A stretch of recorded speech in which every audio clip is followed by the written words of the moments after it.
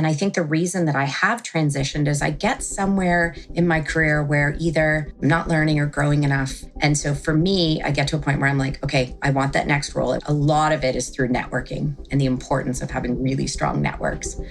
Welcome to Women Talk Tech, the podcast for business professionals committed to advancing women in the tech sector.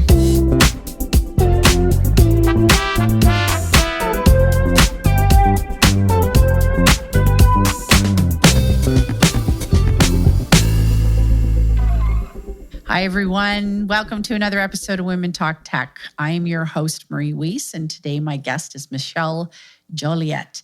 This is not Michelle's first time on the podcast. This is actually her second time, and she's got a lot to tell us, and we have a lot to catch up on. I'm very excited to have you here today, Michelle. And Michelle is currently the SVP of Product and Delivery at the Ontario Teachers Pension Plan. And if I'm not mistaken, it's the largest pension plan fund in Canada. Is that correct, Michelle? It is. Yeah. A very interesting place. I got to know Michelle and her team recently, and I want to talk a little bit about that. I have a lot of things I want to talk about. So I hope you're ready to jump back into this, Michelle. And, as we were chatting just before the podcast started, you mentioned to me as we were talking about whether or not things are improving as far as getting women into tech. And you said, well, I just got dragged into tech and it was about 2015. So let's start there. Let's start at 2015 and share again with our audience how you wound up in tech.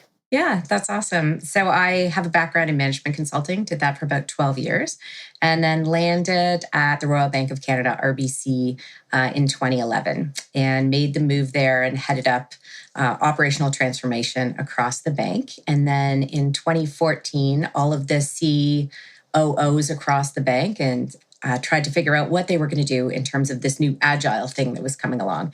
And so my EVP, the COO, said, if people are giving out money, we'll take it. And he turned to me and he said, go and figure this out. And so I founded the first Agile Lab at RBC in 2014 and just tried to figure it out. And then subsequently built the Agile Center of Excellence with a crew there. And then have been in that place ever since. But it was really just a project to try. Okay. So there's a couple of thoughts here. So first of all, I want to talk a little bit about transitioning from one organization to the next. We'll come back to that thought in a second. But in your current role at Ontario Teachers Pension Plan, you have a lot of technical people reporting to you. You have a team of about 130 people, and describe a little bit about those job roles, because I got educated pretty fast as to, really opening my eyes to the tremendous opportunity in tech. And it doesn't mean being a developer. Tell us a little bit about some of the roles on your team. Yeah, absolutely. So I have two parts of my organization. I have the product organization. So there are about 24 product squads that deliver all of the biggest technology applications and tools across teachers for all lines of business, including our trading functions, our total fund management, member services, asset management, and asset operations. So that's the product squads. And I've got 5 directors of product there and an MD of product. And then there's my delivery side. And so I have the project management office and change management, and then the Agile enablement office with all of the Scrum Masters and Agile coaches. And I run the business analytics function across the organization. And then I have a finance function as well. And it's very diverse, your team, incredibly diverse. And I was incredibly impressed by that. There's a lot of women, there's a lot of diversity and inclusion happening in your organization. Tell us a little bit about Ontario Teachers' commitment to that. Yeah, absolutely. D&I is a real focus across our organization. It's something we take incredibly seriously. And within each line of business, we have a plan on how we're going to grow our diversity, but also to make it a place where there's equity across the fund and trying to make sure that once we have people here, that there's the inclusion to keep people. And so on my team, something that I started way back when I headed up the diversity committee at RBC is that I make sure that there are women in the final slate of candidates for all jobs. if we don't have them, we go out and find them and bring them in, and make sure that everybody feels like they have a place here. And I think the diversity of thought, the diversity of backgrounds. I mean, you heard that I didn't grow up in tech. And my dad, who's a PhD engineer, still can't believe that I'm actually in technology. But it's also trying to find people across our businesses that can come in and that we pull into technology. And so it's, they've got great SME backgrounds in their different businesses. And we think, you know what, they'd be a really great product owner. And so we just have to teach them, our side of the business, but they already understand the real business and being a subject matter expert. And so it's really trying to figure out how can you open those doors to people in technology too. I love that, because you've made a commitment to that. And that's what we need more of, because we're still not seeing the number move in the right direction as far as women in tech. But what really struck me as I got to know some of your team members is that, there's so many interesting roles in tech these days. And I want to give a shout out quickly. I want to give a shout out to project managers everywhere, not Absolutely. just in your organization or in our organization. But, project managers end up being the backbone in some cases of whether or not a technology project is going to be successful or not. And I just recently ran a course on this, how to help people manage change in their organization. And we're still seeing this alarming number that only 29% of technology implementations are successful. And there's, many reasons for it, but one of the biggest one is just poor project management. And when you think about it, I think back to when my career started running events, and I thought, what is it that a project manager has to be really good at? Well, they have to have awesome people skills, because they have to be able to bring so many different people to the table and work together. They have to be task oriented. They have to be organized. They have to be able to run a schedule. Isn't that every mom you know? Isn't every woman you know just an exceptional project manager at some level? Or else you've realized where you're not and you outsource it. Right. And you say, okay, this is the thing I'm not great at. But I just think women's soft skills in general are so tremendously important to technology projects. Absolutely. And, so I'm thinking, for anybody listening to the podcast today, if you still don't think there's a place for you in tech, there is, and we need you. So please come and join tech. So it kind of brings me to my next question for you. And you've had some really impressive roles. You've done some really interesting things, particularly in the last 7 or 8 years. What's it like transitioning from one organization to the next? How do you sort of handle that? I guess the word I'm thinking, jockey that transition, because it's not easy. Yeah. And one of the things that holds a lot of us back from applying for that next job or being ambitious about our goals, and it's just the fear of change sometimes is overwhelming. Absolutely. Tell us a little bit about your transition, particularly to the teacher's pension plan. Yeah, I think that's a great question. I think it also goes to your risk tolerance. And so for me, I have quite a bit of risk tolerance built up over the years, because I also know what my fallback plan is. If things don't work, if transitions don't work, and I make a mistake, I know that, hopefully over time I can go back to consulting. That's my fallback plan. And I think that gives me a little bit more chutzpah when I can step forward and say, okay, what's the worst thing that can happen, right? I go down in flames, I'll pick my boots up and I'll move on. I've had 9 jobs in, 23-ish years. And I think that I've proven that I can learn things pretty quickly, that I can adapt, build relationships, and then figure out what needs to get done and start doing things really quickly. But it is scary. I mean, since I've met my husband, I think I've had 6 jobs, and he's been in the same job since, before I met him, 18 years. And so we're wired very differently. But I think I went from RBC, where I'd been for 6 years, to BMO, and I spent 2.5 years there, and then just started at Teachers just over 3 years ago. And that was the scariest one, because I'd sort of figured out the big banks, and I'd spent, 10 years at 2 big FIs in Toronto. And then moving to teachers, I was like, I don't know what pension plans do, or I don't know how this is structured, but I know I can figure it out. How complicated can it be? And I've worked in aviation, and I've worked in aerospace, and I'm not-for-profits, and I've done a whole ton of really interesting stuff. And so I'm like, okay, you know what? I can figure this out, and I can take a risk.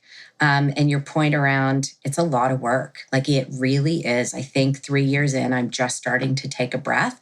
But within that, I pitched a new operating model. I got promoted. I got to do a full org redesign that I launched last April, in 2021 now. That's been in place for 1.5 years. So I've gotten to do some really interesting things. I head up the Women at Teachers Employee Resource Group. So that gives me a lot of fire and fuel in my system. And so I get to do a lot of things. And I think the reason that I have transitioned is I get somewhere in my career where either I'm not learning or growing enough, or I don't see the commitment to my ongoing growth and development and opportunities. And so for me, I get to a point where I'm like, okay, I want that next role. I want that new position. I want to try something different, and it's not there. And I go out and seek it. And so that's what I do. And a lot of it is through networking and the importance of having really strong networks. So why do women still feel that they need 100% of the qualifications required to apply for a job when men apply for these same positions with only 60%?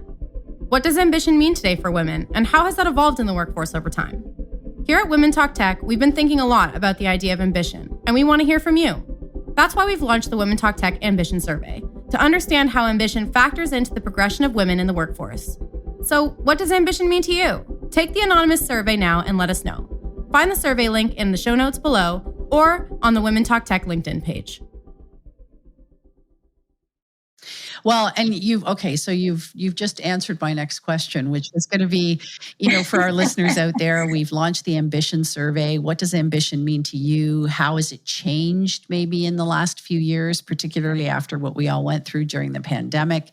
I think you answered the question. I love the thought that you think about your plan A and your plan B.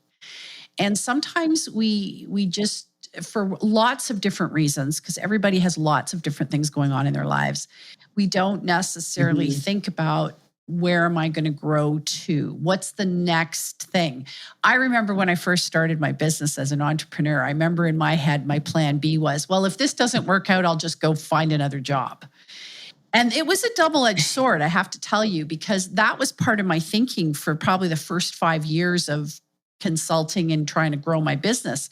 And it kind of held me back because it was always a little bit of nervousness. Like, do I take that next step and really start to build the business? Or am I committed to this? Or am I just thinking I'm doing this until I find the next job? And so here I am 17 years later, having, run my own business for 17 years. And there's been some really terrifying moments. But I have to say, it was when I finally made that commitment to say, no, I'm doing this. I'm not going back. I'm never going back to work for anyone again. I am going to be my own boss. That's so interesting. Yeah, because I ran my own company for 2 years and then decided that I needed to come back into corporate world. And so, yeah, I think you're right. I think you get to a point and you're like, am I in and doing all the work, or am I not? Mm-hmm. And I think that regardless of which path you take, you still have this sense of ambition. And it's the sense of, I want to accomplish something. I want something meaningful. And, there's a lot of talk going on right now for the race for talent in the tech sector, which again, for women out there who are thinking about, what am I going to do next? Do give it a look. There's a race for talent. And when I speak to some of these talent experts and HR experts, they say, above all, the number one thing, above anything else, above, flexible work schedule, money, vacation, the number one thing that people want is to be doing meaningful work. And when they do meaningful work, it makes all the difference in the world to their commitment, to their success. And I think we started to become too much of a factory in big companies where we were putting cogs into wheels. And for for some reason, I don't know if I said that right, but we felt like a cog. We felt like a cog in the machine. We weren't being able to be expressive, to develop our own skills, to look for this meaningful work in corporations that had a bit of a cookie cutter approach to how they're going to hire and manage people. I know you've seen it, particularly in Absolutely. financial services. And so I think there's an awakening. Am I right about that? I hope so. I hope that you're right about that. I mean, in my org, the words, entrepreneurship, empowerment, and enablement are top of mind. It's in our, our corporate vision for the future, and something that I have a huge commitment to. And again, like, what's the worst thing that can happen if you empower people and let them drive and let them be all they can be? And then you see these amazing things come out. But back to your point around, tech projects don't seem to land. Well, my project portfolio was 87% on time, on budget, on scope last year. And so being able to give people, the rope to go and try it out and know that they're going to come back to you if there's a problem, know that you've got that two-way dialogue. And in agile projects, if you're doing things right, you've pretty much only got 2 weeks that you can really deviate, and then figuring out how you can make it up. But I think allowing people to structure the work they want, to figure out when they can come into the office that suits their schedule, and to give people the autonomy and the freedom to drive how they think. And I mean, I'm never the smartest person in the room, and I have some amazing talent, as you've gotten to know. And to watch these people come into their roles, and, it takes a lot to break old habits from, other places or other roles that they've been in, and to be able to let them fly. It's a little scary, but we've seen massive success by doing that, and really, really letting people, have the autonomy and the entrepreneurship to try things, to experiment, test and learn. I think it's so fun.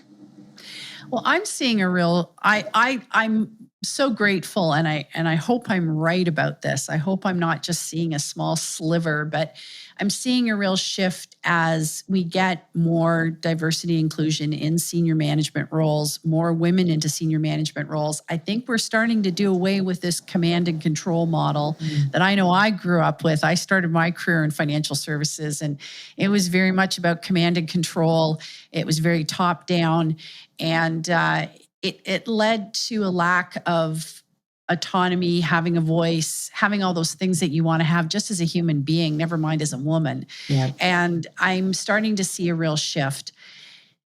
A question for you, though, personal question for you. Has your vision at all, and the way you define ambition in your own life, or the way you've worked towards these career goals, has that changed at all in the last 3-4 years, especially coming through the pandemic? Have you seen a shift in your thinking around that?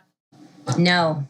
I think I had more questions and doubts in my mind before the pandemic. And that's only because I moved to teachers in January 2020 and have the most amazing leadership over me that have really invested in my growth. I have a dedicated mentor who's one of our C-suite executives. I've been given the opportunity to drive change, to lead the way that I think is the best, and develop the culture on my team. And I now know that where I actually want to be, which is, the COO role, is where I've thought I've wanted to be for about 13 years. I actually think that maybe I can get there now. And so I'm even more fired up because I'm seeing the reward and recognition that comes with the hard work and the dedication, but also in having this amazing group of people that I can lead the way that I believe is how people want to be treated, and to create the psychological safety that I think is so important.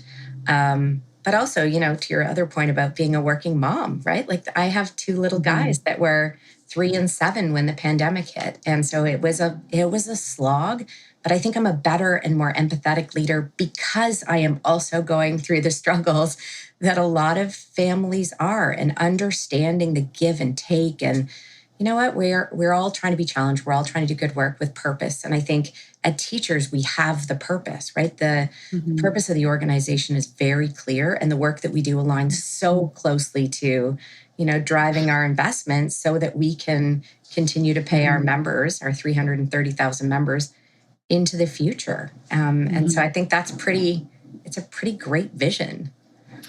It is. And for listeners out there, yeah, I have a ton of educators in my family. A lot of them are benefiting right now from the work you're doing right now at the Ontario Teachers Pension Plan. And I have to say, are they ever glad that you have that approach and are there doing what you're doing? Just last week I had a conversation with my father, who was a teacher for over 30 years. And I said that I had gotten a bit of insight as to what the organization was all about. And I said, you are solid. You are lucky. You have this incredible group of people behind you. And he said, yeah, I'm very grateful that I'm a teacher in Ontario. So, I think the work you're doing is just fantastic. And I don't say that very often in the financial services industry, I'll tell you that. But, I think your point about, I think a lot of people came out of the pandemic even more committed to certain things and less confused. You might have been going into, not realizing that this thing called a pandemic was going to hit us globally. And you might have been questioning, am I in the right job? Am I in the right role? And then you went through the pandemic even more committed to, I've had an idea. This is what I wanted to do. I'm sticking to it. I'm going. So I'm really hoping that the survey and the study that we're doing is going to start to scrape at some of these ideas, because we still, and the reason we're so committed to the survey is in the over 100 podcasts we've done, every single person has mentioned that women will only apply for something if they feel they have 100% of the qualifications, where men will at 60%. And we have to break that barrier. Yeah. We have to start telling more women, go for it. Oh, totally. What's holding you back? And if it's fear, to your earlier point, figure out what is the worst case scenario. If you fell completely on your butt and it didn't work at all, have a plan B, and it's not that bad. And so I think that's great advice. I continue to be in awe of what you're doing, the team you're leading. And I'm so grateful we have people like you leading the charge, because I think you're an amazing person to learn from. So thank you so much. Thank you. Thank you. That's very kind of you. And I think it's, I don't know, it's fun. It's just really fun. I can sense your enthusiasm every time we chat. Thank you so much, Michelle. I've been speaking with Michelle Joliat, who is the SVP of Product and Delivery at the Ontario Teachers Pension Plan. And I do hope all listeners will take our ambition survey, help contribute to the data we're compiling and the report we're going to be writing around what ambition means to women now more than ever. And please follow that link, and don't forget to follow us on iTunes and Spotify. You've been listening to another episode of Women Talk Tech. I'm your host, Marie Wiese. And as always, thank you for listening.